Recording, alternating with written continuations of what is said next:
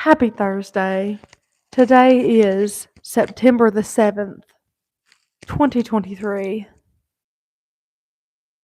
Are you ASMRing? We're ASMRing today. I hope. Do we look like Bob Barker? Let us know. May he rest in peace. That is sad. It is sad. Let me see if I can hear us. Oh, got the same. Hang on. Oh, yeah, we're doing good. Hey, And there's basically no lag, Praise God. which is wonderful. Hello. Good morning. Today is wow, what a title, Becca. What is the title? Oak and Lamb is going live. I'd I'll fix that after the live. I'd like to take credit for that, except I didn't do that. It was default. I'm glad you didn't take credit for it. Wow. No, Rachel, I think you should leave it for like a day and see what happens. Okay, I will. No, I'm joking. Don't do that. It's terrible. This is like a live Flock Talk. So Flock Talks, sorry, my whisk. They used to be live on YouTube or posted on YouTube, and then they became a member-only perk because they were too much fun to give the public. We only wanted to give our members that kind of fun, which, by the way, in our Oak and Lamb membership, there's a lot more amazing perks to membership than just our Flock Talks. But today we thought we'd pop on and do a Flock Talk type of video live on YouTube. Yes. So we're going to do that today. Well, because for those of you, if you happen to be a first-time viewer, this is not how we conduct things generally at Oak and Lamb. We do like to have a good time, but we like to be a little bit more professional so you can see things. And so I decided that did not want to. We have some products that you all have asked us to review that we have coming up. We have some craft ideas that we want to do, but I really wanted to make it really good content for you all, and didn't want to do it on a phone. We're currently recording on a phone with some really high-tech microphones, sound equipment, because hopefully next week we will be going live in our studio. I got a lot of it set up on Tuesday, and we're just waiting for some microphone help and some networking help, but everything else is ready to go. So hopefully this is the last live like this. But anyway, you love these lives though, right, Stacey, everybody? This is a paintbrush. It is a crafting utensil. And this is a whisk. A whisk. Whisk. Rachel doesn't have a lisp. She has a whisk. I do, Kat. Yes. Indeed. Yeah. We have some questions to answer today. Already? Are you hiding them? Now, I just also want to mention, I think this is the first live Flock Talk we've ever done. Yes, so we do have to watch what we say generally. If you guys know the Flock Talks on the member only Flock Talks, you know exactly what we're talking about because we're a little more loose tongued over there. So keep it together, Becca. I'm talking to you. I think we bleep. You're not even clipping the right area. I think we bleep you more than me. I think that I'd have to go back and count. I think we should.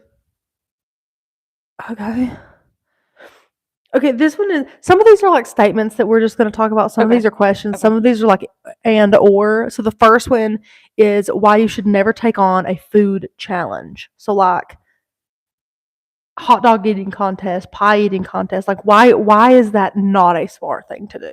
Well, I had. Or do you disagree? Do you think it's a smart thing to do? Part of me, the food lover part is like, well, that's the dumbest thing I've ever heard. You should take on food challenges.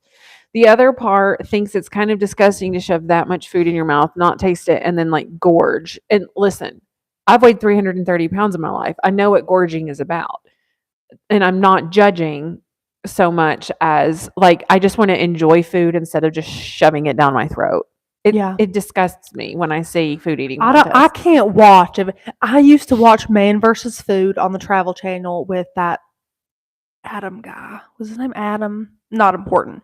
And it was hard to watch. Especially, now I think I could do the spicy, like eat a couple, like try from the least spicy to the most I spicy. could get on board with like that. I could, because it's like a bite of each. Yeah. You know. Yeah. But if it's like, see if you can eat 57 hot dogs in 30 minutes and you get a T-shirt, like homie's not playing that game. I'm not doing that. Fun story. Mm-mm. You know those mini mini pancakes that you get in the The freezer little section? circles. Yes, we just bought our new house, right, and decided to host a Christmas party for the salon. Come over, and it was like a pajamas and something. Oh, cute. Yeah.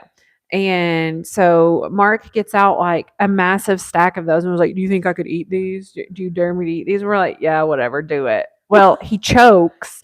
Wayne has to give him the Heimlich maneuver. Ana's like, "Really? You should have just let him die. He's an idiot for doing it." I'm joking. She didn't. She probably was thinking it. She didn't say it. So another reason not to do that. Yeah. Heimlich maneuver. Yeah, you got to be careful. Yeah. Okay. Right. I'll just make a T-shirt instead of shoving hot dogs in my face. Yes, just make the T-shirt. It makes me gag too. Yes, man versus food. Adam Richmond. Thank you. Adam Jim. Richmond. Thank you. I knew his name was Adam. Okay. I have an opinion on this one. What are you I'm doing? trying to get comfortable. Are you comfortable? Not particularly. I'd be more comfortable on the couch. Does anyone here feel like a beached whale when you're sitting on a couch? She was like, no, whatever. Shut up. She was like, let's do it on the couch. I literally look like a busted can of cinnamon rolls when I'm sitting down if there's nothing covering my midsection. I'm like, I'm not doing that. Sorry that you're skinny now, but we can't all agree with you on. For those of you who don't know, I don't consider myself skinny. That's because I think Becca will be 140 pounds and still not consider herself skinny. No, if I weighed She's 140 pounds, I probably would. I doubt it. Okay. I do have body dysmorphia, though. That's why I was going to say, I bet you wouldn't think that you were skinny, even though everyone would say you were, kind of like now. Boys gossip more than girls. Here's my, go ahead, you go first. You go first. All I was going to say is, I don't know. I think that boy gossip, you wouldn't think boys gossip more than girls. However, men are notorious for not paying attention. So I feel like they get gossip facts incorrect because they take on the information incorrectly because they're not paying attention. So they spread gossip incorrectly because they didn't listen. Does that make sense? Yes, I get it. Like when girls gather their gossip, they want every detail. They forget nothing. Here, okay, so I've looked at Wayne's phone conversations, partly because sometimes they're funny.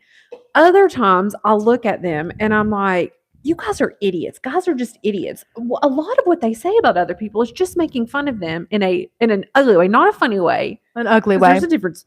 In an ugly way. And so I'm like, Wayne, you're like a 12-year-old boy right now and you're saying this. Or it's super perverted. I'm like, really? Well, I don't even understand. And I have to agree with Rachel. I don't know that they so much gossip as I don't know. Maybe it is considered gossip, and ours is just more like sharing information. And also, I feel like women, and I hate saying this, it's true though. Sometimes women are more excited when they get to divulge their gossip, whereas men are like, oh, I heard Sherry was pregnant again by Ryan. Like they're random, and then the other guy would get from the other guys are like, cool, but girls would be like, did you guess what? Like guys are just so nonchalant about it, and they mostly have the information incorrect. Wayne comes home from work and he's like, Johnny had his baby. I was like, well, I didn't know that Johnny's wife was pregnant. I didn't know Johnny's wife was and then pregnant. I'm like, okay, well, what'd they name it? I don't know. Is it a boy or a girl? I'm not sure. Don't. How much did it weigh? Don't give me 10% of something, and that's it. When did they have it? Oh, about a month ago. Oh my god! Yeah, it's just like no information. That's not just this is not news. This is not news, Wayne. This is not news. There is no news. That's horrible. That's true, Renee. Men make fun of people as a form of gossip. I could see that. Yes, I could see that. Okay. Do you believe that in order to be old and wise, you have to first be young and stupid? No. I think you can be young. I mean, I don't think you have to be stupid. I think if you, no, I don't ever think I was young and stupid. I think I was young and open. Now, a lot of times I did think that I knew what was best, even if I didn't, but I don't necessarily think that I was stupid about it. For instance, Nick Welch, I would never in my entire life consider him young and stupid. Never, never in his He life. like Not came even out when the he was womb 12. a scholar, But you know. but I know he's going to be old and wise. He's young and Mm. wise. Like, Mm. no, I don't think you have to be young and stupid to be old and wise. I think making mistakes. Now, mistakes is a very relative term that can mean a lot of different things. But big or small, in my opinion, I think making mistakes in your younger years does shape you into a better person later on. Yeah. I think, which to be honest, the people that are making the mistakes needed the change anyways. If you're young and you're not making mistakes, you didn't need to change. So Correct. it's okay that you haven't Correct. made those mistakes. But here's the difference though. Like, you can be young and make mistakes and not be stupid, because if you're smart, then you learn from those mistakes, gather all the information, change what you're doing for later. If you're young and stupid, a lot of times you don't learn you from that. keep You're still gonna remaking the same mistakes, and just the Yeah. definition of insanity. I think I've grown up more the past 5 years than most 20 to 25-year-olds. Oh, absolutely. I feel like I've learned a lot about myself and about the world and about, I don't know, and about God. Honestly, I feel like I've changed a ton, and it's because of choices I made when I was younger that I didn't know would affect me this much now, which is fine. Like, I think even at 22 though, you weren't like 22. Like, yeah, because to be honest, I started Maker's Gonna Learn, and I go in, and at that point I'm, I guess, 30. How old was I? 33. Mm-hmm. And I'm working with, you weren't 22 yet. None of you all could even drink legally yet. No, you're right. Yeah.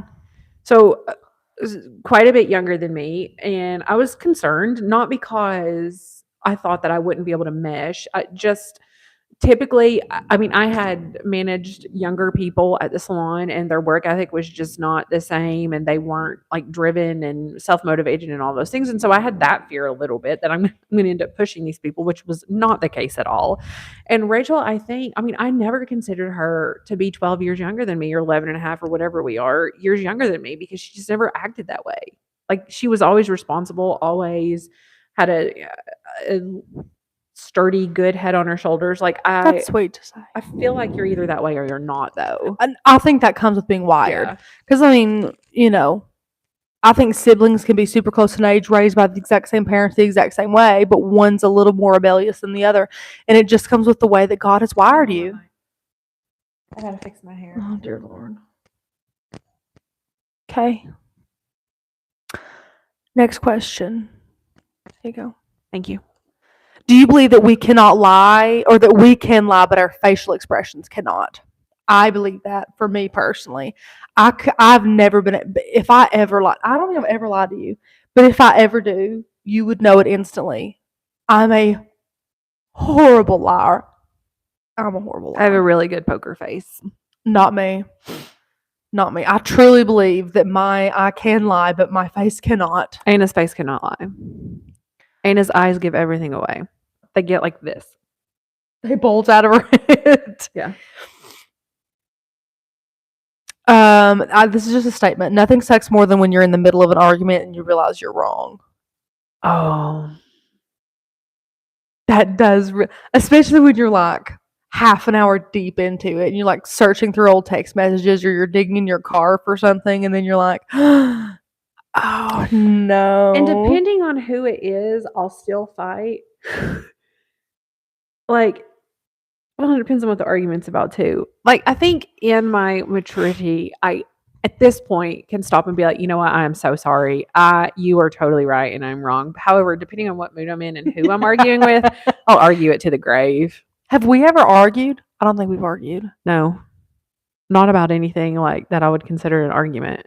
No, we'll argue about, we disagree on things, but banana pudding, warm banana pudding. That's not an argument, because I've still never had yours, even though I've literally begged for it over and over. I feel like you have to have Mama's first, because what if my recipe's horrible? Well, I thought maybe she would bring it to your house the last weekend when I was here. Well, she didn't. So really, she dropped the ball. Thanks, Mama. Kidding. Before you marry someone, you should see how they react to slow internet. And I've never understood something more than this. My husband wouldn't care. He'd just sit there like a sloth and not care. He, honest to God. Jason'd be like, well, it's slow today. Yeah. It's running Look at slow that. today. But really, You and I would be like, what the heck? I'd be like, what is happening? Literally downstairs Tuesday, Becca was like, let's make an enlisted lab just to test these. And she was like doing something super productive, and I'm sitting there, and it might be 1 Mississippi, 2 Mississippi, 3 Mississippi before from Google it loaded to YouTube, and I was like, I'm not trying to complain, Becca, but the internet's really slow down here. And then I sat back and I was like, it was 3 seconds. Yeah, we'll get a booster for it. Yeah. Hilarious. Can you underarm fart? No, you cannot. Can you underarm fart? I can. I have 2 older brothers. I can also do it in my knee Can pits. you underarm fart? I can. We'll make her do that one. I haven't tried in a long time. I can also make myself burp, and it's really, really. No, I'm talking like a big burp. Like, Do it. No, I'm not.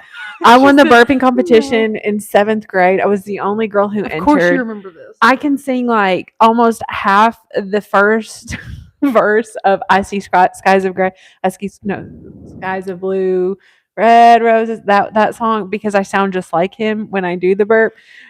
It's really the problem. Is like you have to ingest so much air in order to get. This is what happens when you have brothers. It hurts my stomach, right? But I do it anyway. It kind of sounds like I'm vomiting, but I do it to make my kids laugh, and I want them to have an authentic laugh in a photo. For a photo. You're like, hang on, let me just. Oh my Lord. It's ridiculous. Yes, I have 2 older brothers. Hey, the United States Postal Service is here. What are we having delivered?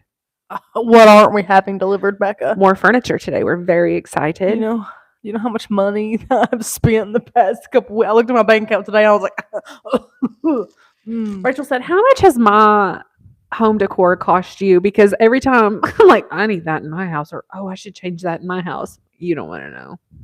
You really don't want to know. This is a good one because I know you don't like them either. Just in general, like not take scary movies out of it and things like that. Why are clowns scary? Think about it.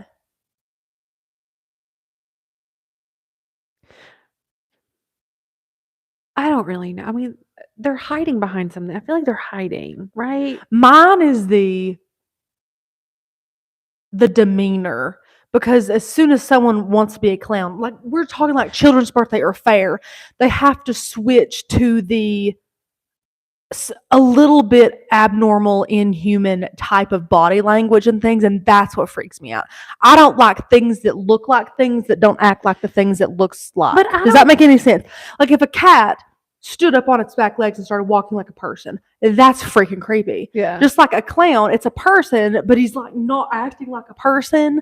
I think it's creepy. Does that make sense? Do like characters at Disney World and stuff creep you out? Because that doesn't creep me out. Like costumes. No. I guess a clown could be considered a costume. I don't know. It's the demeanor, I'm telling you. Weird. I'm telling you. With the honking and the nose. They make themselves super, because the characters at Disney World are trying to portray their characters from the film. And clowns have different characters. Tinkerbell Tinkerbell is like, nice and happy, but the clown, it's just one thing. Clown. You just got to be a clown, and it's weird. Those big weird shoes. I keep burping up bow rounds, so I apologize if one. Did you have a sweet potato pie? Yes. I haven't had one since they came back. Oh, I didn't know. I haven't had one. Should have brought you one. Well, I'm waiting for a really, really good day to eat one. I understand that. I do love this as a statement. Sometimes our greatest accomplishment is to keep quiet. And I believe this tenfold. I agree. Isn't there a Bible verse? There's something about that. I forget what it is. Come on, Rachel. I couldn't tell you. Slow to speak, that type of thing. Especially in the heat of an argument or even afterwards. I mean, just because now everything's up in the air. When I was let go, when Tanner did fire me. Now again, we're all past this. We talk all the time. We're, totally fine. But when I did get fired, there were months where Nothing was really said about it. I didn't speak up about it. Lots of people had questions. Lots of people were, I don't want to say they were gossiping, but trying to figure out on their own accord what had to happen. And I kept praying about it, and I was like, I'm just going to keep quiet. I'm just going to keep quiet. And I still don't regret that because I was so emotional. You could have At said that anything. time, I could have said anything, and I didn't want to do that. I wanted to show grace and to have grace about it all.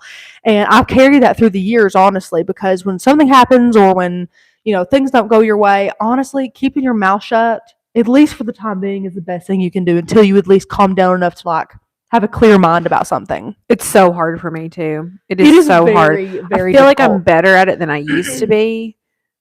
But it is hard for me. I love to have the last word. And that's not good. It's not good. That's a terrible attribute. I also love to be heard and want to make sure that I'm not being misunderstood or Yes, that my I side do of the too. story is there, but Clear, yeah. it doesn't matter. It really doesn't matter. I am mean- a over communicator though. Yeah. I'm an over communicator. For sure. Becca knows it. Becca's so used to it by now. She's probably like, Rachel, why are you giving me your itinerary for the entire day, bullet point by bullet point? And then I send it and I'm like, she might not have cared about all of that information, but I'd rather her have it than not. It's fine by me. I don't care. I know Jason does not care, but he's also probably not used to it because I will literally tell him 10 different things that I'm doing in a day that I come to town. And he's like, great, phenomenal, have a great time, be safe. But you know who's going to make a good husband? Beckett Oaks. You want to know why? I get in the car after school. Mm-hmm. Mom, what'd you do today? Mom, what'd you do? He wants to know everything. And if I only just say like one thing, he was like, that's it.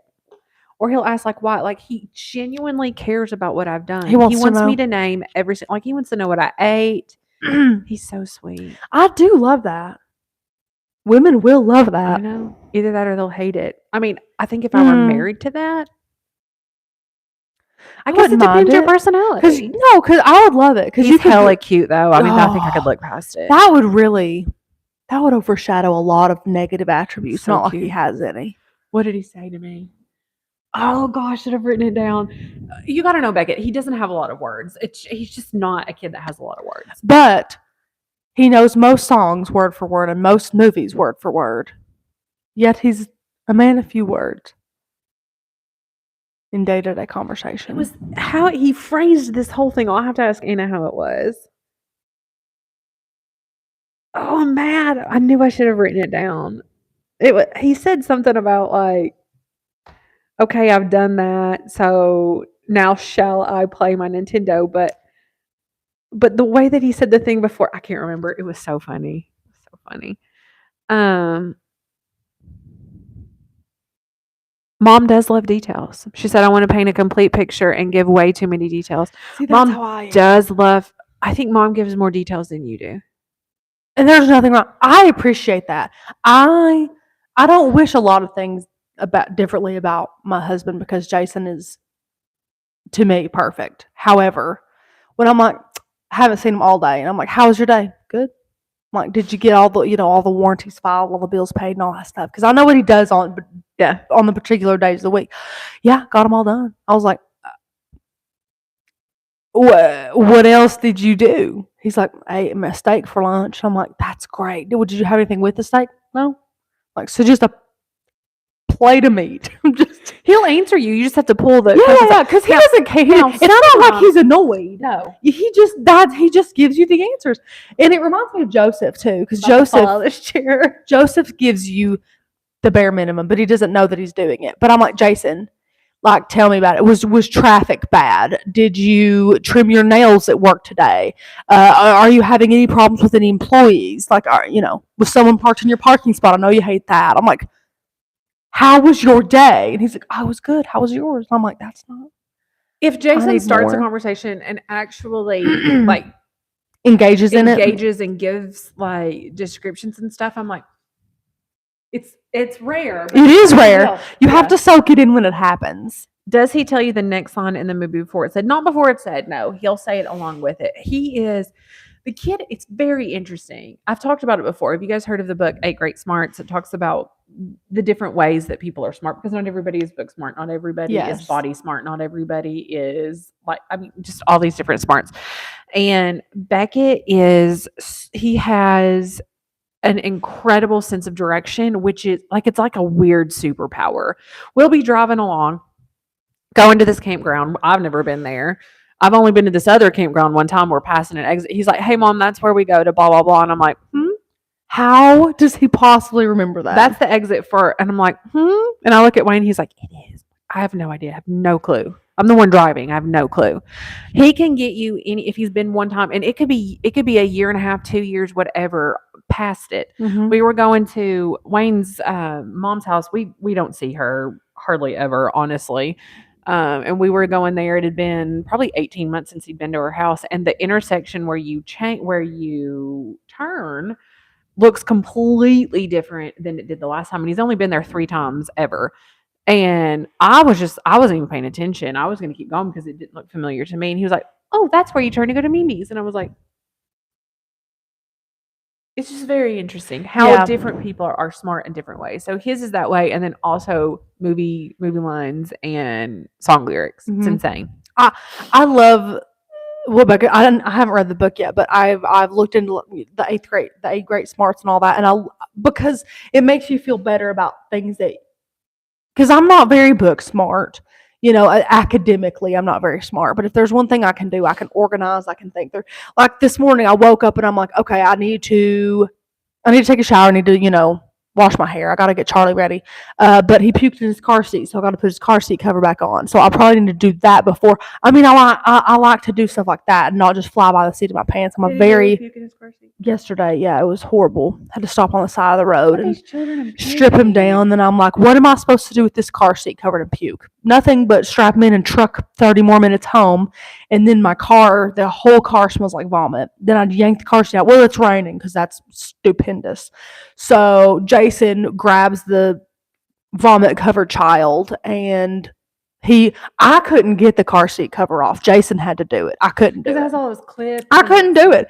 And he said, I hope it's easier to put it on than it is to take it off. And I was like, generally, that's not how things go. Generally, it's harder to put back on than it is to take off.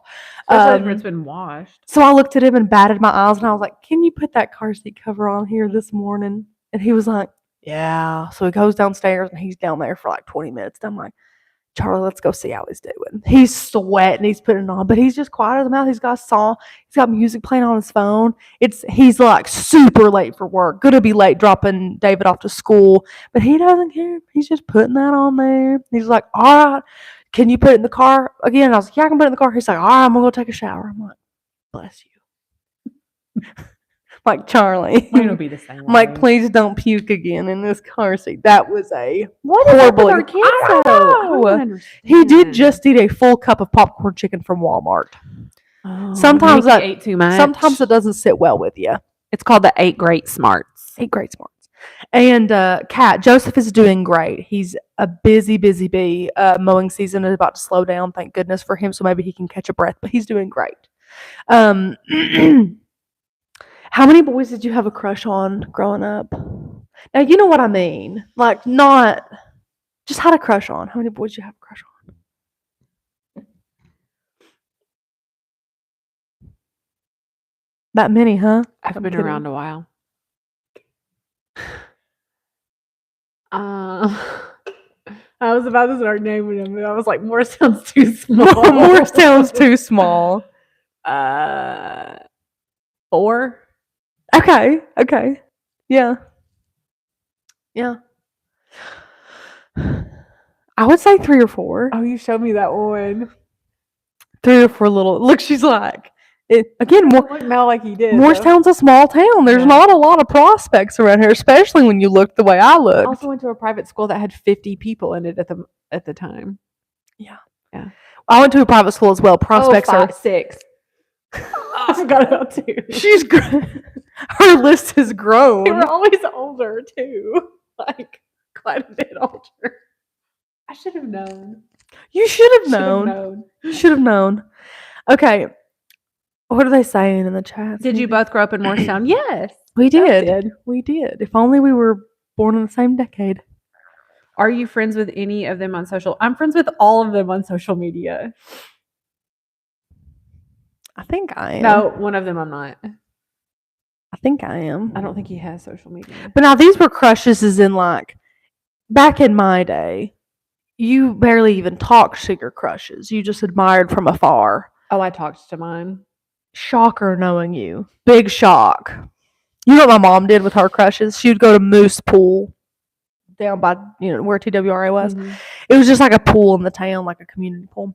And she would go and she would ask the lifeguards that were cute back in the 80s to rate her dives. So she would. So mom, who's nothing but leg at her age, like literally you look at her, it's like a face with leg. That's it. She's annoying. She would ask the lifeguards to rate her dive, and they're probably 15, 20 years older than her. And she thought they were just oohing and ahhing over her at Moose Pool.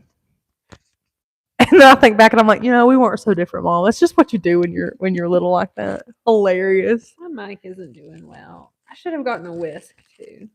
Thought I would try to be different, and it's biting me in the butt.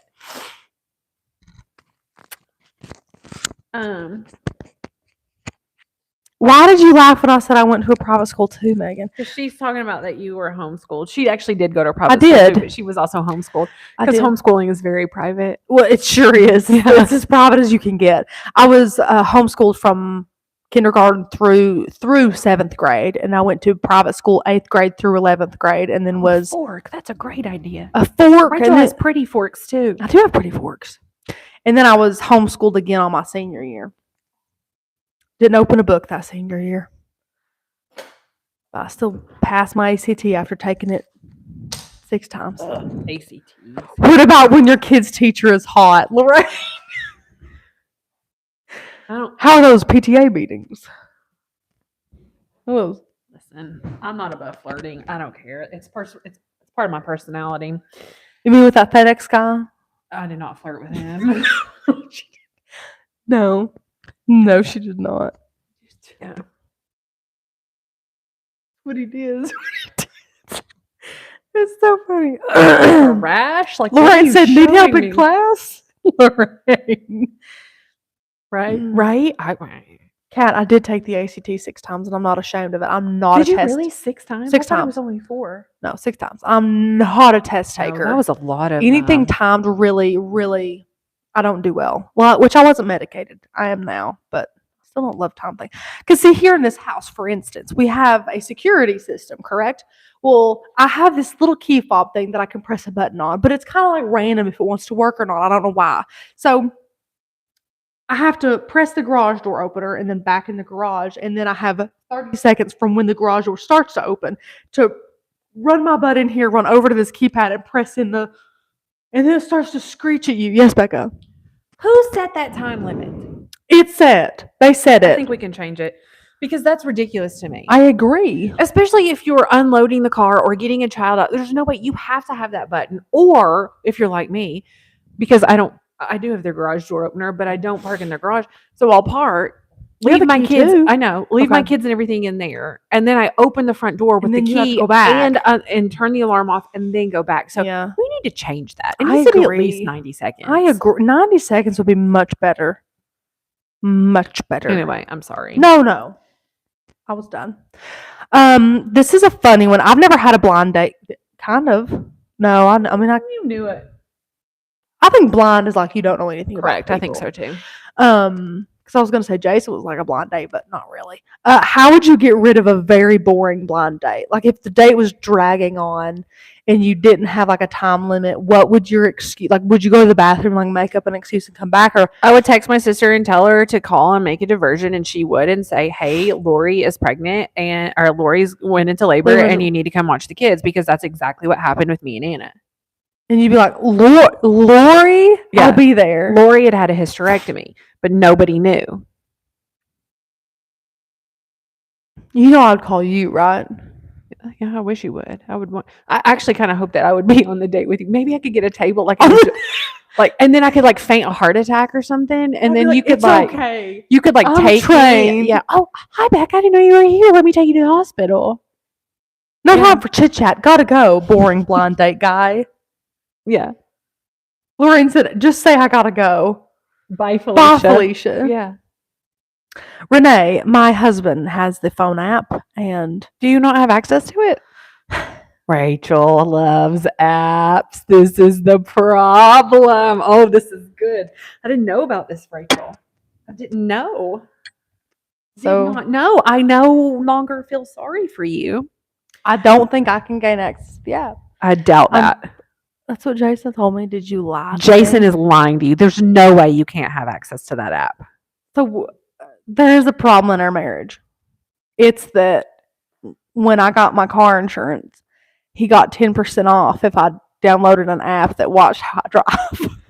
I do know about this because I didn't know that he could also see how I drive. apparently you take curves pretty fast. I don't know. Which I get from point A to point B, and everyone is safe. Without a car wreck. However, yeah. I've never had a car wreck, never gotten a speeding ticket, nothing like that. However, the app seems to think I am not a superb driver. So every time I leave to go somewhere, Jason likes to say, don't forget the app is watching, or take curves at a normal speed, or try not to brake too fast. And he thinks he's funny, but he's not. Are you texting? What are you saying? But anywho, I don't like that app sees how I drive. But usually when I pull in, we also have cameras on the outside of the house, and we both get notified. Like today, Jason turned the alarm off for Becca because he saw her pulling in. I do like it when he can do that from his thing. Okay. I texted Jason. We'll see what happens. Becca, how would you, if you were challenged to annoy the person next to you on a flight, what would you do?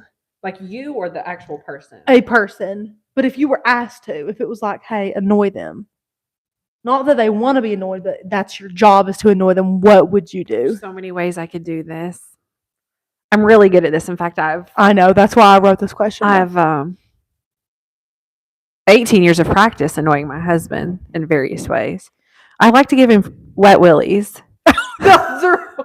which we call free willies. I don't know that I would do that to a stranger. Why do you call them free willies? Because that's what Beckett calls them, and it just stuck. I love it. Beckett also loves to, instead of like, the whole lick your finger, put it in the ear. It's gross. I'm sorry. I'm not going to do it to a random person. It's just Wayne. Beckett likes to lick his full hand and do it to Wayne. I also like to pinch Wayne. I do. I wouldn't do it to a stranger either. Sure would hope not. That's a lawsuit waiting to happen. I try, but it just gives her a different code. Lord, do I have to do everything? Yeah, it does. He tries to send it. I told you. He tries to send me a login, and it goes, here's your passcode to the door. And I'm like, that's not what I want. Like, I want to download the app and open the app. And I'll fix it for you. Wait a second. Hey, wait a second. These people are chiming in. This is so fun, Becca. Micah said, I would talk a lot and sing Disney songs. Lorraine said, I would pop my gum. Oh, that's good. Renee said, burp nonstop. This is Maybe hilarious. we would have the sulfur burps, and it would be really good. Sulfur burps. Yeah. I love that you all are chiming in. Show them a ton of pictures of my kids. Like, a ton of pictures of my kids. That would be fun. Diana said, years ago, my sister-in-law came to our house and she messed up the code. They called her for the secret code and she couldn't remember it. So a few minutes later, they sent the cops and she had to show them the pictures on our wall. I guess that she was in to let him know that she's supposed to be there. Well, then I better be on this wall somewhere. I got to tell you this. I don't know if I can tell you the secret code, Jason. I know the code to your alarm. Should I tell Becca the secret code? I'm kidding. I'll tell you the secret My code. parents is really interesting. Is it? It's so funny. Like, it makes sense. Does it? Yeah, it does. What is it like? A drive-by. Yeah, fart. A drive-by. I can't. I mean, oh my gosh. Speaking of farts and airplanes, did you all see the headline where there was I think it was, dadgummit, it was a plane leaving the U.S. and it was like an overseas. I think it was going to Barcelona, and it was from I don't remember, somewhere in the US. They were up in the air for 2 hours and had to turn around and come back. They turned around in Virginia, apparently. They had to turn around and come back because someone had diarrhea all over the plane. And apparently it was like a toxic hazard of some sort. This is real? Yes, this is this week.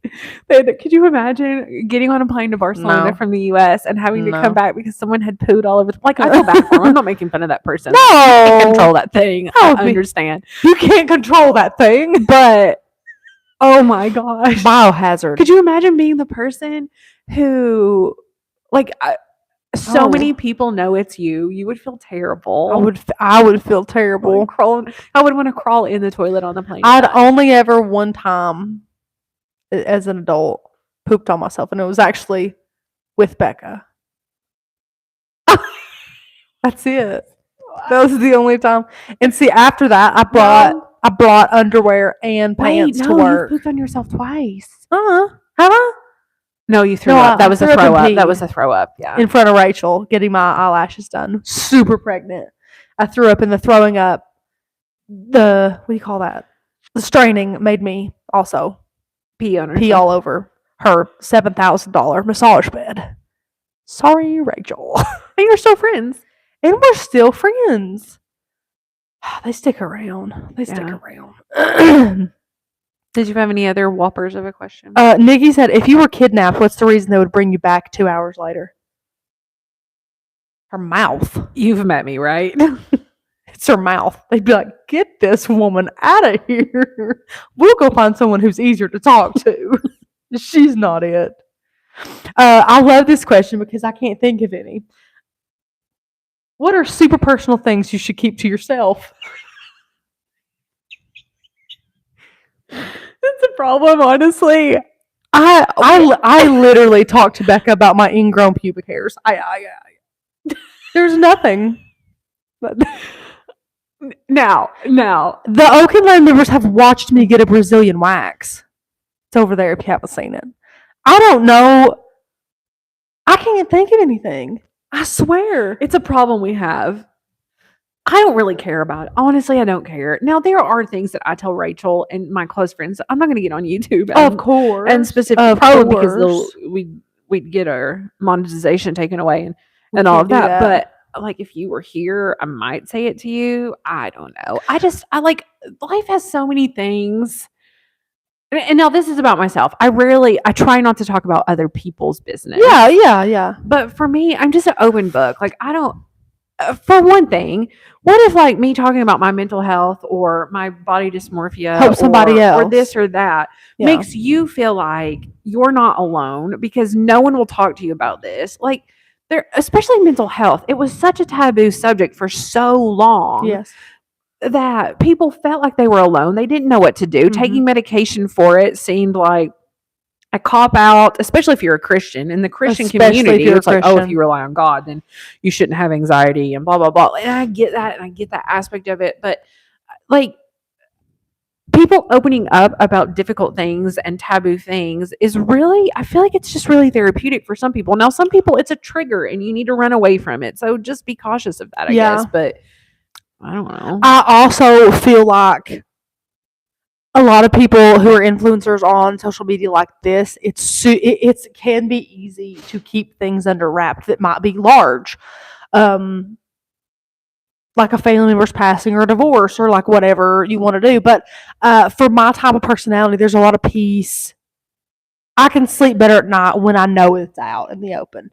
And I know that nobody's going to, like, I would rather you hear it from me than anybody else. And I know Becca's the same way when it comes to information like that. So, I mean, while I can think of lots of things I'm not going to tell the internet on public, sitting here talking to Becca, I could literally tell her anything. And I think that it's super important for you to have people in your life like that share the same rules and values and you can just sit and talk to about anything and everything. I think it's super important to have somebody like that. I think some things between a couple should stay between the two of you. So here's the thing, Jen. I agree with that. I also think that different couples are different. Wayne and I are open books. Both of us are that way. Neither one of us, honestly, he probably would divulge more information to you than I would.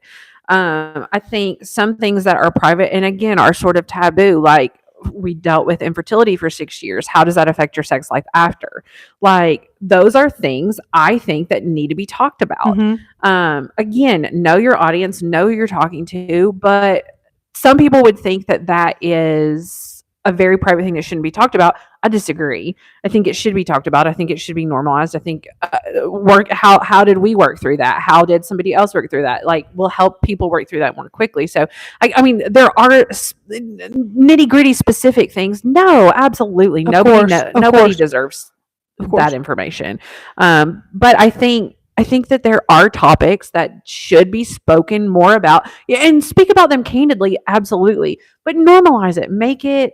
Make it seem like it's not something that you're the only person in the entire world that has gone through. And of course, obviously, have respect for your spouse if you know they're okay with you divulging. Correct. Like Wayne, Jason, they don't care. But if you know, like if Wayne was telling his buddies at work something that Becca was super uncomfortable with him telling, he wouldn't do that. No. There's respect. Correct. You got to have respect there. But I completely agree. I think especially as Christians and people that have an influence in the world, like, here on YouTube, it's very important to divulge information like that. We talk about our anxiety all the time. Things that make us anxious, things that we can do to help. We talk about it all the time, all of our medical problems and all that jazz. And I think it helps people. And I think it's important to talk about, because go back to why can't we say anything? Because at the root of humanity, not at the root of like Christianity, at the root of humanity, humans want to feel perfect. They want to have this facade that they're perfect. As Christians, we know that we fail every day, and we all fall short of the glory of God. And like, why sugarcoat that and like, want to appear perfect? Right. We are all broken people, imperfect, and here's why, and here's how we can fix it, and here's who we can lean on, and here's what we can do about it. That's what we like to do here. Yeah, with Scott's metastatic prostate cancer, we have no problem educating people now. Some people cringe at that. It's part of life. Talk, absolutely. I mean, think about how many people, because Scott is very diligent, and you share about posting like, hey, if you don't live under a rock, let's get these things checked. What if he saved somebody people by opening your eyes and making an appointment? Yeah. And then Renee said, my husband has PTSD, anxiety, and bipolar. I've never kept it a secret in case anyone else has an issue like this and needs to talk. Yes, absolutely. I love that. And I think like even postpartum issues were always such an issue. Like, nobody talked about postpartum when I was growing up. I don't know if it was just that I didn't understand, didn't know, but I knew of nobody talking about it. And now my friends are very open. You know what? Hey, I had a baby. Everything should have been wonderful, but I didn't feel like I was on the top of the world. And that was postpartum, and that was an issue. Same with adoption. I think a lot of people don't realize there's a similar thing that your brain goes through when you adopt, that you can go through a postpartum type of depression after you adopt. I did that with Beckett. I had no idea. I had no clue what it was. I thought it was crazy. But if people had opened up and talked about it more, you would have known. I would have known. I didn't do it with Fallon, but I did do it with Beckett. It was like you have this expectation about what life is going to be like, and you're going to get the baby, and it's going to be amazing, and your whole life is going to be complete. And you've ridden this roller coaster, and you get to the top, and it's peaked, and now it's like, this isn't exactly what I expected, but it's good. And so you just have to work through those things. Yeah. And again, I find a support system that helped out with that. I think the more I want to say normal as in like non-perfect. The more normal you think we are, the better, because we are extremely normal people with normal problems and normal day-to-day struggles and all that good stuff. And we don't want to sit here and appear perfect, because we ain't. My hubby told his boss that I had cancer, then the whole company knew. That made me angry. So Lorraine, like I could see there are periods, especially when you're going through something like cancer. I've never been through cancer. I'm not saying that I have been, but I think when you go through something big like that, something devastating and shocking and just very jarring, unexpected, I think you personally need to be able to process it before you have to process it with everybody else. So if you weren't in a place where you could do that, then that boss had no right doing that. Like, he should have confirmed, hey, this is public knowledge, right, before I spread this information. Of course. The boss should have had some decency. Yeah. Been a little more discreet. Okay, I kind of love this question because it's so random. How to give your dog or cat a pill? It's hysterical. It's so funny. Because, some dogs, you can, hand it to them and they'll just chew it up. Some you have to, put it in a little piece of cheese. Lenny, no. I have to open his mouth, shove it halfway down his throat. Then he just swallows it the rest of the way. And that's the only way. A Chewy, like the Heart Guard, the Chewy that's supposed to taste like bacon, no, he won't touch it. I have to cram it down his throat. What, do your dogs take pills good? We don't sugarcoat anything with our children or our animals. Like, they take medicine because we're like, you're going to do this or there's going to be a consequence. Yeah. And it's sort of the same with the dogs. So we pry their mouth open, shove it all the way to the bottom, close their lips, that's exactly their what I have mouth, to do with blow Lenny. in their nose and go like this to their throat, and it's a done deal. Well, let's talk about how expensive medicine is. You can't be wasting medicine because you want to be a punk. Yeah. You're not doing that. And an animal, I paid $300 for flea tick and heartworm medicine. And by gosh, if Lenny was going to spit that out. Wayne was a vet tech. He used to work as a vet tech too. So he just one of his billion jobs. Honestly, my husband has Parkinson's, and now when he's around people, he says, "I wiggle a lot." Our 3-year-old great grandson asked him, "Mom, why does Grandpa wiggle so much?" Wiggle. I do. I am sorry. That is sweet though. I love that he says I wiggle. Yeah. I wiggle. Last one, Beck. I knew this would be for you. What are the best pranks to pull on your spouse? Note I say spouse because that's the person you're closest to, which means there are no boundaries, basically. Again, know your spouse. If you played a prank on my dad like I play on my husband, my dad would not receive it well. He would not be happy about it. I can do pretty much anything to Wayne and he will laugh about it. Which makes it funny. But also I have to be aware that it's coming back at me. One of my favorite ones that I've ever played on Wayne was he was in the shower and I took red Kool-Aid powder and dumped it on him. So it stained him. And probably the shower and the shower liner and everything. It was worth it. I don't care. I'm sure it was worth it. Also, when we first got married, we had these water guns that you could fill with ice, so it made it really, really cold. So when he would get in the shower, I would Arctic blast him with this, or get just a big bucket of ice cold water and dump it on him. Always in the shower because he's unexpecting. It's that's like a safe place. I also like to hide under the bed or hide behind the doors when it's dark because he'll turn off all the lights and then go to bed, and so I'll jump out and scare him. We have this one prank we want to play on Mark and we still haven't done it. On Mark. So I want to hide under his camper, right? When we're camping. Oh, no. And when he takes Granger to the bathroom, because it's always so dark. It'll be good at Fushi this next week because it's dark there. When he takes Granger to the bathroom. Grab his ankle or something? Yeah, out from under the camper. Yeah. Becca, you're going to scare the crap out of him. Mark is an easy target. Oh, he's so easy. And I don't find many of those because I'm an easy target. So whenever I'm around Mark probably thinks I hate him. Because all I do is torture Mark the entire time because he's such an easy target. But when you're an easy target and you find one of those, you just have to let loose for a little while. Wayne is so paranoid now. He thinks I'm constantly thinking of ways to scare him or play a prank on him or something. So it's so funny. I tell him he's paranoid. Oh, I'm there for it. Kat, you can video it for us. Diana, the first month I was married, 1981, when my husband was asleep, I painted his toenails hot red and we didn't have any nail polish remover. That's good. I love that. Jason is a very light sleeper, so unfortunately, stuff like that would not, I wish it would, but stuff like that will not work. He wakes up. Wayne is not a light sleeper. That's good. I know. I could do good. What did I do to him sleeping the other day? Oh, God. So he snores so bad. Oh my gosh. And I did too. Before I lost weight, I snored really bad. I probably still do. I don't know, but I don't wake myself up anymore. So I feel like it's a win. I feel like it's a win. Yeah. He'll snore immediately. Like he puts his head down and he'll immediately start snoring. And so we're watching TV right in our room. He goes to sleep. I can't hear the TV over him snoring. And I'm like, hey, can you roll over? Or hey, can you, whatever, stop snoring. I'll put the pillow over his head. I don't know, all the things. So I recorded him snoring and then played it back in his ear. And he was like, nice. Nice. What else can you do? Right. That's all you can do. Mean. I'm trying to think. Jason likes to hide and scare me. I'm an easy target. Yeah, because you're jittery. But if holler and I don't hear him and I know he's in the house, that's when I know I'm screwed. If he's not answering me when I'm yelling. Yeah. So I'll be like, Jason. If I don't hear anything, I'm like, dadgummit, the man's hiding somewhere here. Or when we leave, we have to go downstairs through. It's a finished basement. We have to walk through to go to the garage to open up the garage door. Well, there's 2 doors before you get to the garage door. So it's like the end of a hallway and like 3 doors. So one on each side and one in the front. And the front door is the garage door. The side door over here is to the laundry room. The other side door is to this storage room.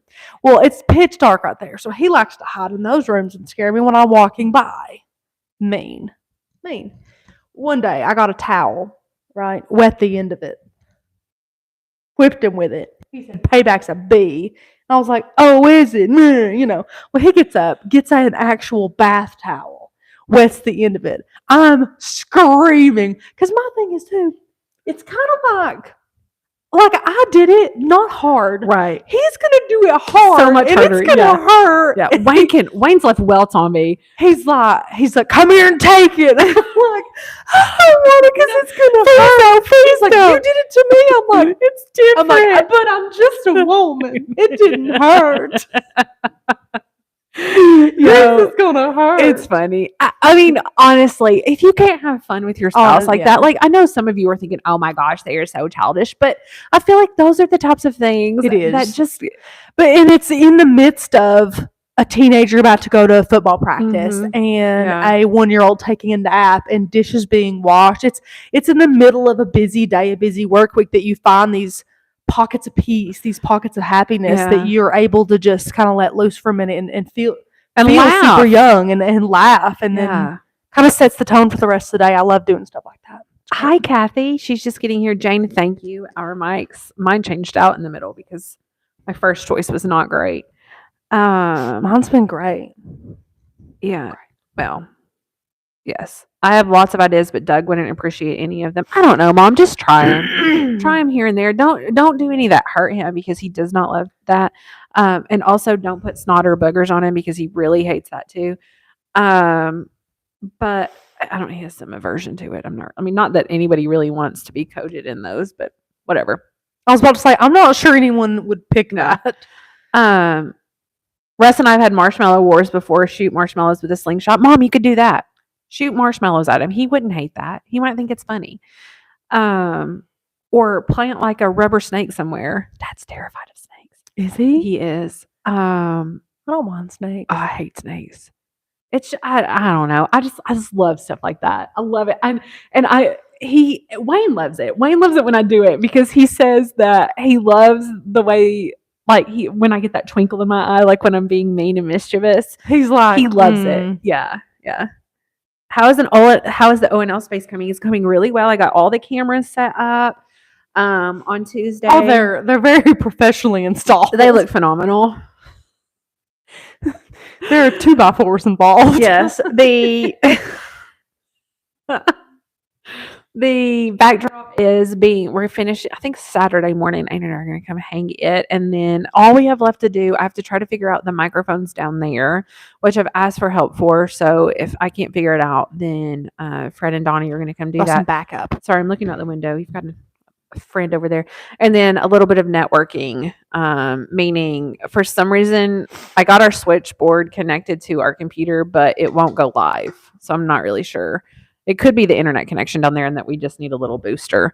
But we are so close. I'm hoping to go live down there tomorrow or next week. I hope so. Fingers crossed, guys. Fingers crossed.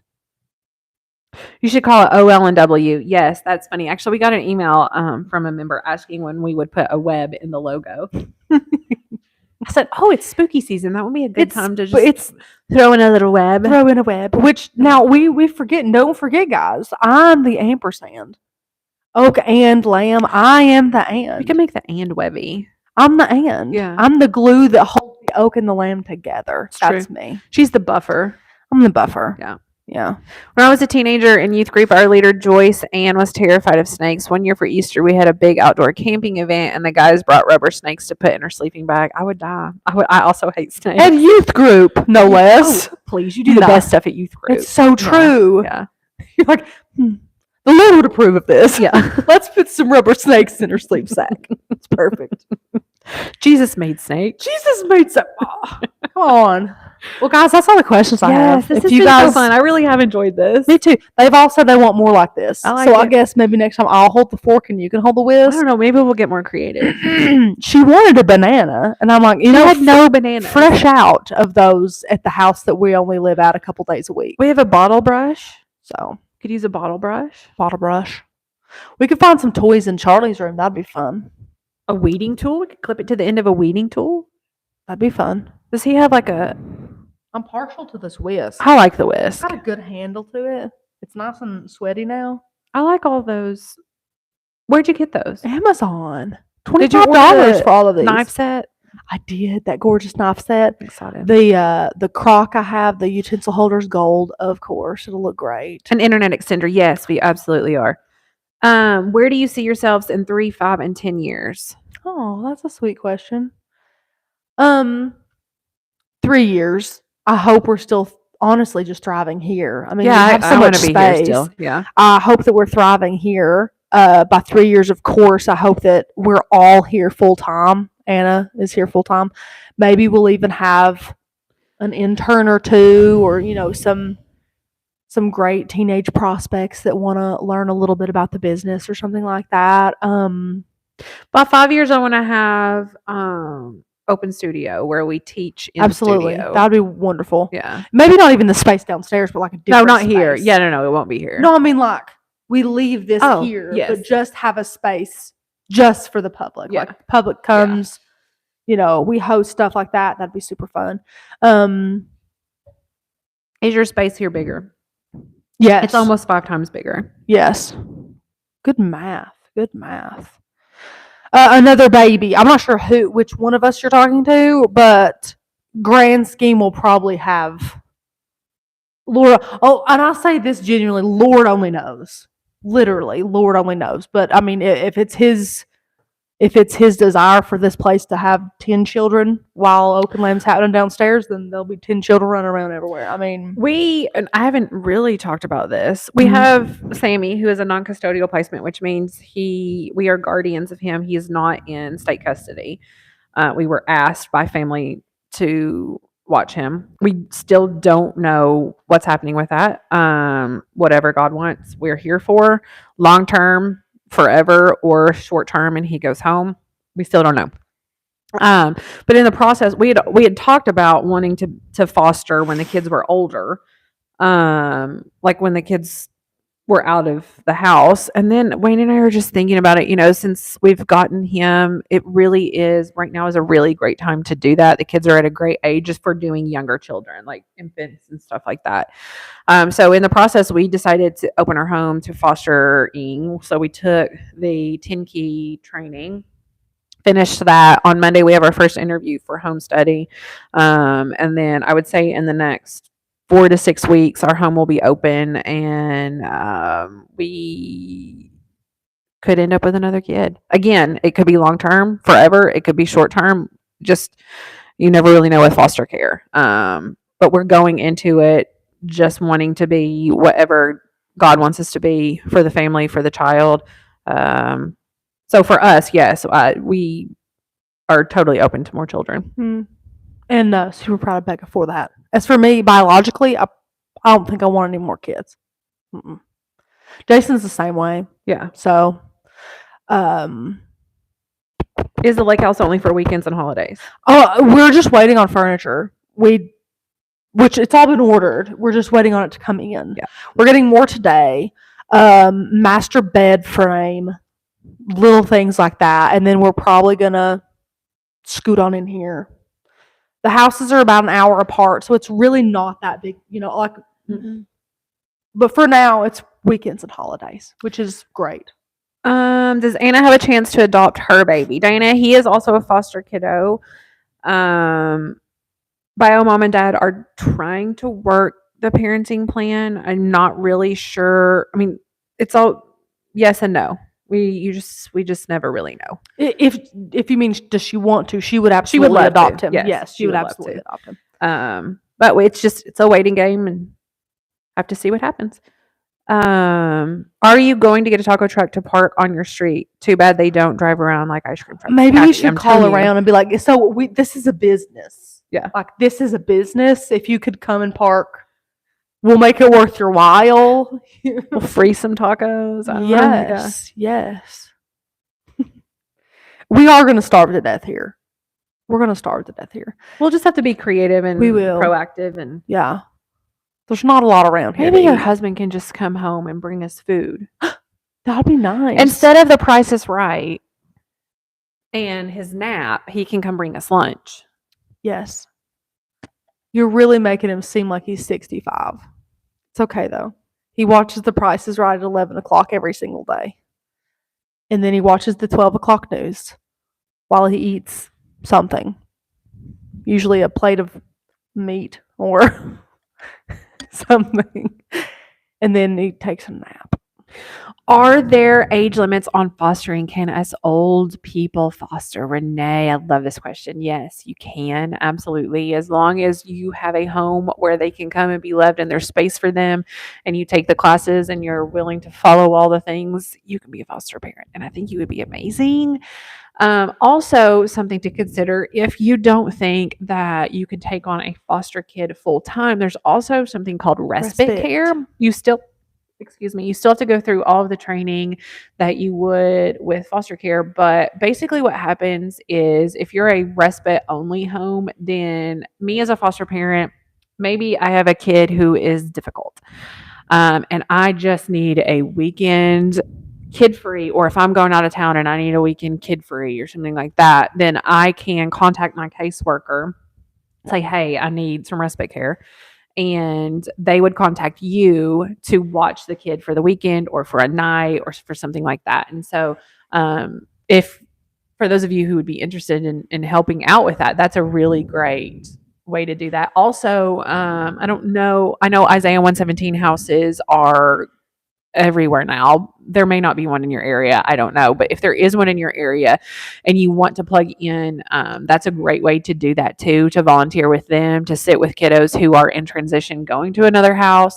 It's a great organization. Look it up if you haven't. They also have a book. Let me see if I can share it with you. I'm going to hold your... No, I'm good. Rhonda Paulson is amazing, and her story is phenomenal. I've shared it before, but she's written a book that's still her story. Read the book. Hold on. It is... I'm going to order it again. How long did it take you to read it? A day. Yeah. One day. I thought so. I love it. Where's the book? Well, apparently I ordered it longer than I thought it did. Pass through. Just search Rhonda Paulson. A book. Wow. There it is. Book. He's Inviting Us In is the title of the book. And here is the link to it. Go purchase it and read it. It's so good. If you have a heart for kiddos at all, you need to read it. I feel like someone who doesn't have a heart for kiddos could listen to Rhonda Paulson speak, and then she'll probably the water. Yeah, she was. Where's my link? The linky link won't work. Copy. The linky link. Paste. There we go. Did Jason ever reply to you? He just said, I tried, but he gives her a different code. I said, dear Lord, do I have to do everything? Oh. He did not respond. I don't think he liked that response. Here's I don't know. That looks kind of comfy. I kind of love that. Yeah. I kind of hope you don't like it so I can buy it from you. Oh, I mean, it's horrible. It's terrible. It's terrible. We're talking about a recliner that's coming today. Recliner. That's a really pretty recliner. It's gorgeous. It's beautiful. I think it looks cool comfy. Like it does look comfy. It looks comfy. That looks comfier than I thought it would look. Dang it. What did we pay for this? Oh, what did we pay for this? I'll have to make installments if he doesn't like it. Can I make an installment plan? I bet we got it at a discount because we ordered so much. I'm pretty sure we did. Jordan gave us good discount. I'm sorry. We're having a side conversation right in front of you all. That's expensive. Let me see. Why did you decide to foster? Daisy, this is a great question. I feel like you either have that calling or you don't. I think as Christians, we are all called, well, I know we are, it says in the Bible, that we're all called to support the cause of orphans and widows. And it doesn't necessarily mean that you have to open your home to foster and bring them in, but you need to support them in some way, whether that's donations to organizations like 117 or Isaiah 117 House that helps with that, whether that is helping a friend who is a foster, bring them dinner, help buy clothes for the kid. I mean, however you can do that, it doesn't mean you have to have a kid in your house. But I just feel like as Christians that we're called to do that. And for me growing up, I always just loved the idea of adoption. Well, there's lots of adoption in your family and Wayne's. Yes, my grandmother is adopted. Wayne's sister is adopted. Wayne's nephew is adopted. And then since then, I have 2 adopted children. My brother has 1 and is fostering. My sister is fostering. And I just love it. I mean, there are children everywhere. There are thousands of children in foster care who need families. And I can be that family. I'm also a gatherer of people and animals and things. My dad says I have a bleeding heart for everything. I love loving on things that don't feel loved. I love that. I think everyone needs somebody in their corner to advocate for them, to just lavish them, make them feel super important, give them things in life that they may not have had a chance to have, whether that is insight, whether that is a being raised in a Christian home, whether that is monetary things, special education, like whatever that is. I'm fortunate enough to be in a position where I can offer that to children. And I feel like when you have those blessings and when you're in that place, that you need to share that. God didn't give that to me for me to just hold on to and keep to myself. He also didn't give me a heart to want to bless others and not want me to do things. And I'm not like, none of this is to toot my own horn. Do not hear what I'm not saying. This is not about me at all. At all. It is a very thankless job. But it's the most rewarding thing I've ever done in my entire life. And God has given us grace upon grace upon grace in situations that you would never in your life think that you can make it through and be super, super, super happy. And I am. I've never been happier in my entire life, and I've never been more stressed out in my entire life. Isn't it funny how he gives you the ability to have both? And I would change none of it. Stress honestly. and joy. Yeah. Yeah. Did you foster Beckett first? No.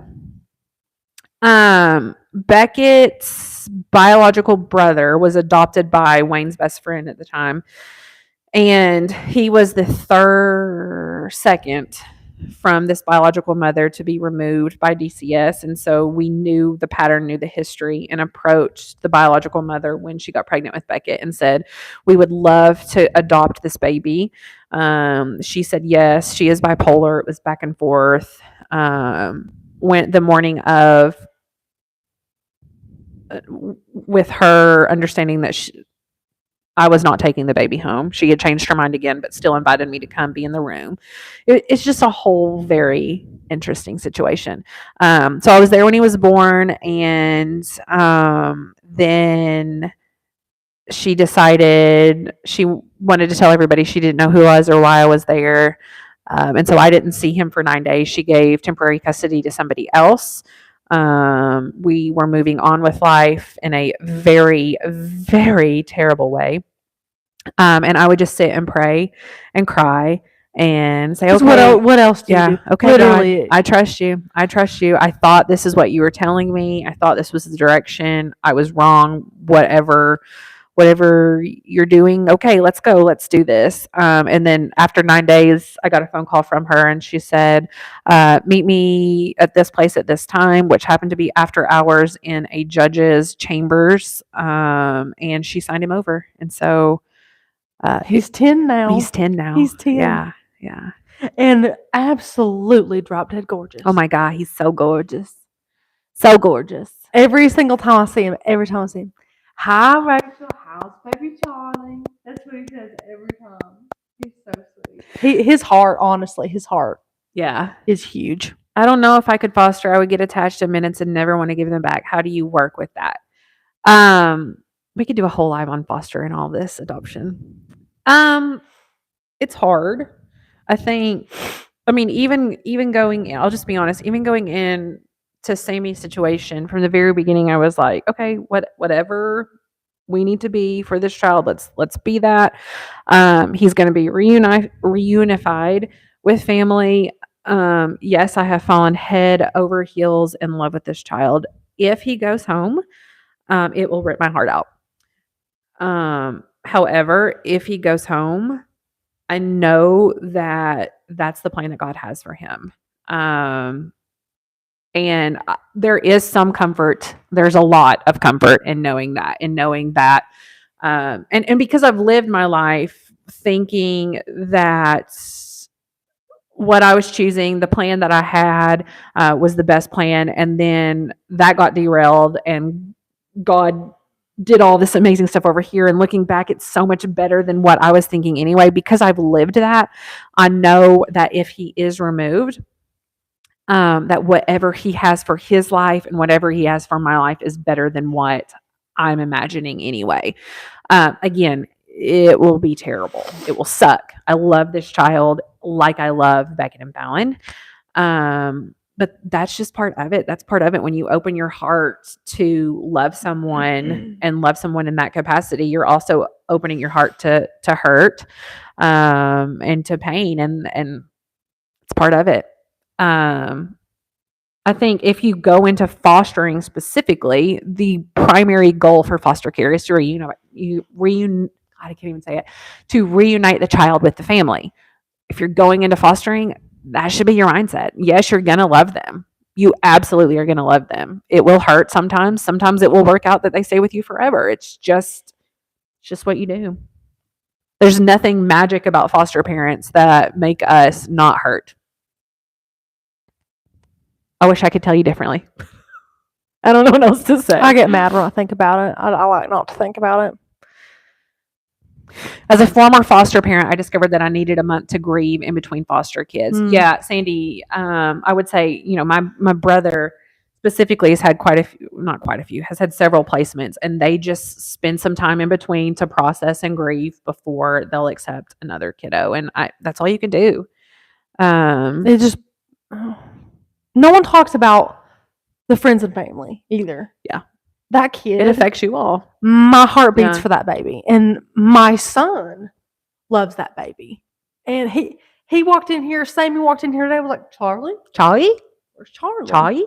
And I cannot imagine that baby not walking in this house first before Becca. And I can't. It kills me. I see him almost every day.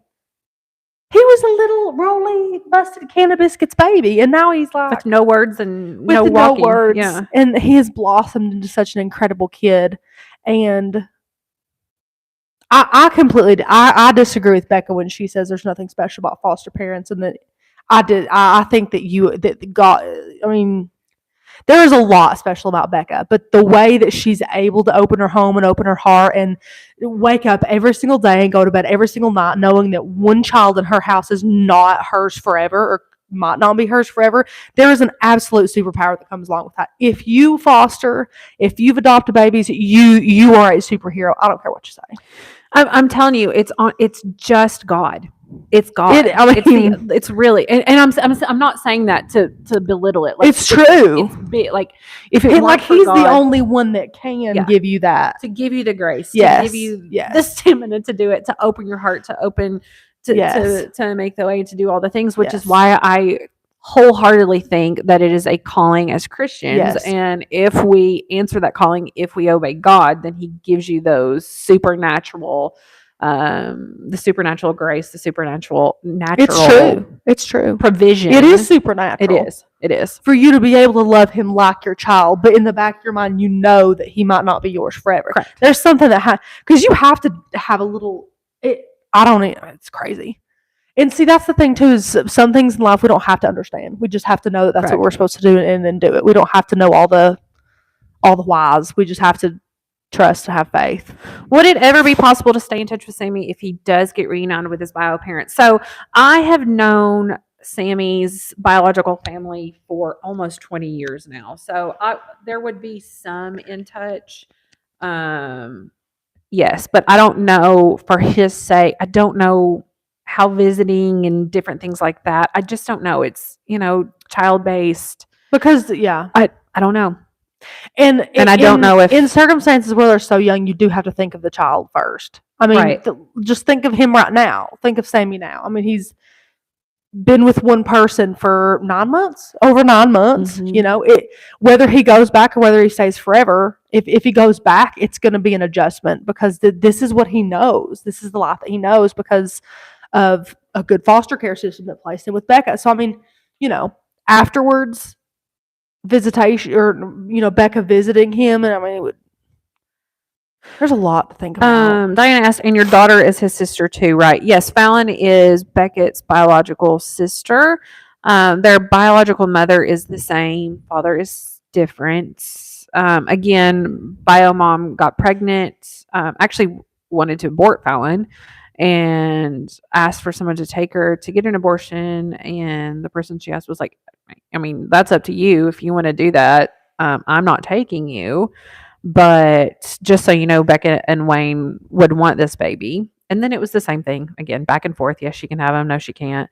And we ended up with Fallow. And then there is a fifth kiddo that we were approached. And I just couldn't at the time. I could not. So one of our friends that I've known my entire life ended up adopting him. So that's cool. They get to see each other occasionally. Yeah. What does Sammy call you and Wayne? What do you call the people that care for you? Yeah. When you're little? Yeah. What do you call them? It was hard. Like, we didn't set out for him to call us mom and dad. But after not 9 months, that's just, I mean, what do babies hear? What do they see on videos? What do they call them? They hear Beckett and Fallon call me mom and dad. Now, and I still refer to Allie as mommy too. Yes. It's not like my name is Becca, my name is mom. It's Right. I am a mom, in my opinion. And that's what for the last 9 months, he has needed a mom and he has needed a dad. Yes. And so that's what we have been to him. I don't know how to separate that in any other way, just because he is so little. If he were older, it would have been different. We could have been aunt and uncle and that type of thing. Well, and you could have explained it a little bit. I mean, he's Yeah. just little, so you don't want to add more, Yeah. especially when they're little. Good grief, Yeah, I mean, if the kiddos were older and old enough to decide, and even, I mean, they could choose what they wanted to call. My sister-in-law had, let's see, Ray was 8 months old when they got her, and then her two older siblings, which were not even actually blood related at all, they ended up adopting Ray. And the two older kiddos were 8, and they called Kenzie Cupcake. That's what they chose to call her. And I think that's so cute. Like, whatever the family or the kiddos are comfortable with, and whether they start calling her Cupcake now and call her mom later, like, I don't know, just however. Whatever works. No, Jen, no, absolutely not. I would have completely avoided the question if I did want to answer it. Yeah. Do Beckett and Fallon see their bio siblings? The oldest girl is 16. We've never met her. Her adoption was closed, and we don't know where she is. We think she's in Knoxville, which is about an hour from here. The second is 3 years older than Beckett, so he's 13. His adoptive mom and dad, I've known my whole life. Wayne and his dad were best friends forever. They moved to Nashville 5 years ago, and we don't see each other much now. They're back-ish in town, but we still don't see each other. And then the youngest one, we do occasionally see. Yeah.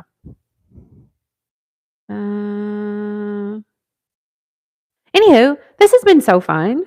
Thank you for this. Thanks, guys. Wow, we should have just done a whole vlog talk about fostering. Maybe we will. We'll see. Who knew we needed to? Yeah. Who knew? Who knew? But thanks. Yeah. Have a fantastic day, everyone. I guess I need to go over there that no one's going to push a magic button. Do you want me to go push the magic button? Yeah, sure. I can push the magic button. Take your whisk off air. Take my whisk off. We'll see you all next week.